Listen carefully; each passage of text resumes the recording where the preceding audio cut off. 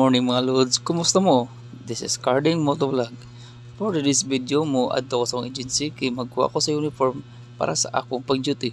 Una sa tanano, gusto ko mag-shoutout sa atong mga drivers, taxi drivers, e-bike drivers, tricycle drivers, PUJ drivers, mga 10-wheeler truck drivers, prime mover drivers, o sa tanang mga drivers diya nga nanginabuhi para sa ilang pamilya.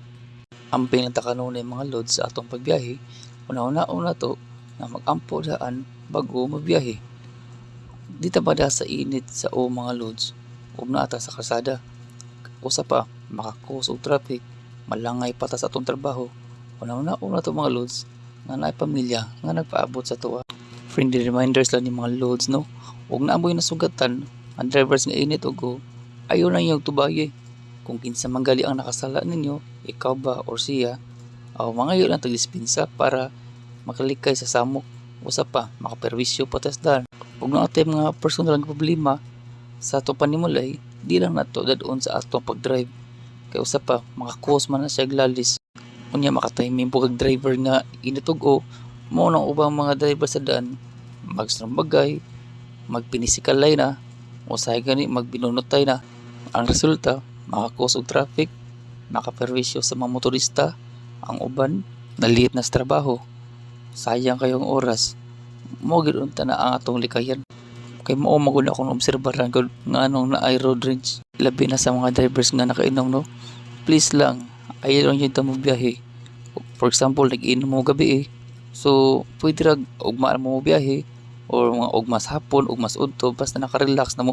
Hinaot mga loads nga nakahatag og nindot nga mensahe para sa atong mga dakilang drivers nga nabuhi para sa ilang pamilya. So padayon ta mga loads. So ongoing ko sa SRP tunnel. So gasunod ko aning puwa nga kotse, dayon pick up nga white. Then doon lang kita sa tunnel mga loads. Kay ingon ra ba sila nga anak ko ni bata nga moangka sa luyo sa tong motor o back ride sa ato Pero para sa ako lang, di ko motuo pero di na ko ma-blame ang ubang mga motorista kay sa ilang experience mo man gyud na ilang na experience sa tunnel. Pero ang pinaka-obvious nga buhato no, ug naanta sa tunnel is pag-amping gyud. So karon pasulod na ta sa tunnel, dili mo sa ingon nga hadlo kay siyempre na may suga. Nga makita gyud nimo ang mga motorista. So ang imo lang ana is focus lang ka sa imong pag-drive, then dili ang juga mag-overtake diha mga loads kay na mag-ubang motorista gud nga hilig overtake ba din pag overtake nimo mao na nga mas magan hinuon ka. Example, ingon ani mga loads o 10-wheeler. So, dili jud kay ingon nga mosikit ka diha. Labi na og ting-uwan, basa-basa ang daan kay perting delikaduha ng mga loads. Ug karon nakagawas na ako sa tunnel, so nindot kay ang panahon no.